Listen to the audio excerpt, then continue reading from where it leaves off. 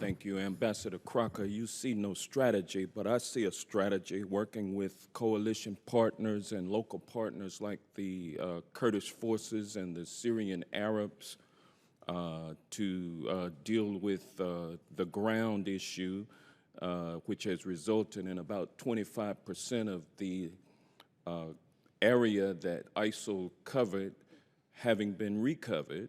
I see a strategy of working with the Turks to secure the Turkish border, to prevent the revolving door of radicalized terrorists in and out of Syria.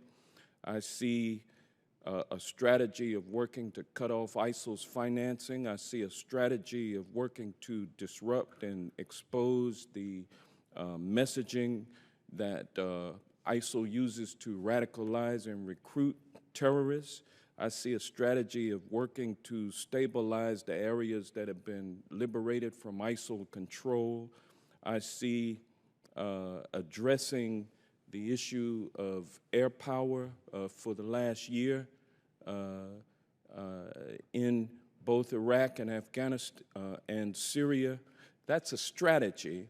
That strategy is being tweaked as events occur. So I think it's unfair to say that there's no strategy. I think there's clearly a strategy, and another strategy that has been employed is to protect our homeland from events such as that which happened in Paris last Friday, the 13th. And that's what Americans fear the most, is an attack here on the homeland. And what I hear you gentlemen in unison with an old strategy that, quite frankly, contributed to us being at this point where we are now with the ill-fated invasion of Iraq as a response to 9/11. You would have us do the same thing now, go into Syria with a no-fly zone, or a safe zone, as you call it, Mr. McLaughlin, but what it is actually a no-fly zone. And then both of you argue that the U.S. should lead a multilateral ground invasion, both in Iraq and Syria, but you don't have an end game. You don't tell us how long we're going to be there. How much money it's going to take, how many of Americans' sons and daughters will have to be killed and maimed in an endless war on foreign shores, us occupying, basically. I mean, that's what it would result in. And none of those two tactics, or those two strategies, ground war and air no-fly zone, do absolutely nothing to stop the development of homegrown radicalized terrorists, which is what most Americans fear. They fear a terrorist attack here in the U.S. How will what you propose prevent or staunch the growth of homeland terrorists that would strike Americans here on American soil? How would a ground war thousands of miles away from here stop that? It would not. In order well, to, how can we stop it? Well, in order to stop, that's, to me, is a not exactly a separate problem, but it's a problem. It is the main problem, but it is a problem not closely connected to. There's two types of attacks we could have. One is one that would originate here from homegrown. Another is one that could come here from planning over there.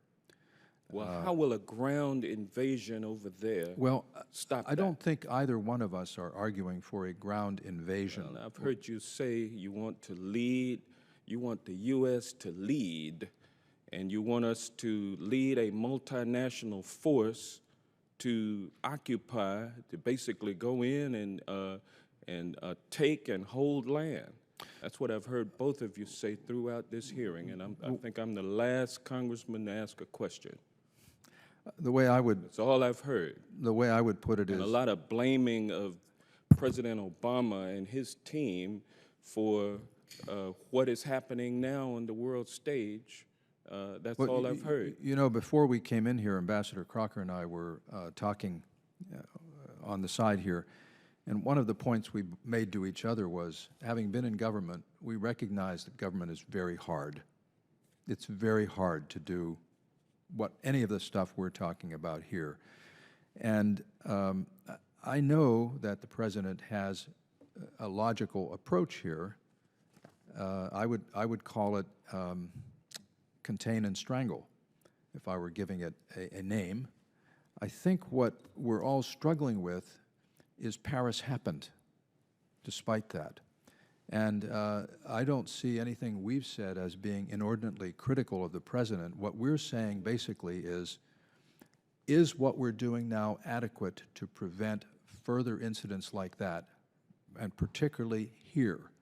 And to me, it's not persuasive that the suite of techniques we are using now is up to that task. And Well, that's I how tell I you, would put it. And if we were quite still in easy- government, we it's would quite still be easy- struggling with this, I can Quite tell you. easy to sit back when you're not involved and criticize, and that's certainly, we need to hear from voices who disagree. You know, and Congress has a role in this, certainly, and I'm not begrudging you having differences, but I do take issue with the scenario that there's no plan of action, the President is weak and indecisive and therefore is responsible for what's going on now with national security. I cannot let that idea, which is being perpetrated onto the American public to drum us up towards another war that we participate in from with ground forces. I just cannot let that go by without commenting critically as you all have been of the current policies that are taking place now. And I thank the chairman for indulging me. Mr. O'Rourke, you have additional question. Thank you, Mr. Chairman. Ambassador Crocker, I wanted to return to the dialogue that we had earlier. Again, looking at the 100-year period of the modern Middle East, and those borders and some of the dynamics were formed in the cataclysm of a dying empire and the climax of another empire. And right now, 100 years later, we have some extraordinarily unusual events, the greatest mass migration out of that region, perhaps ever, but certainly the greatest mass migration to Europe, and greatest displacement since World War II. The attacks in Paris, the many failed states, 3 for certain, perhaps another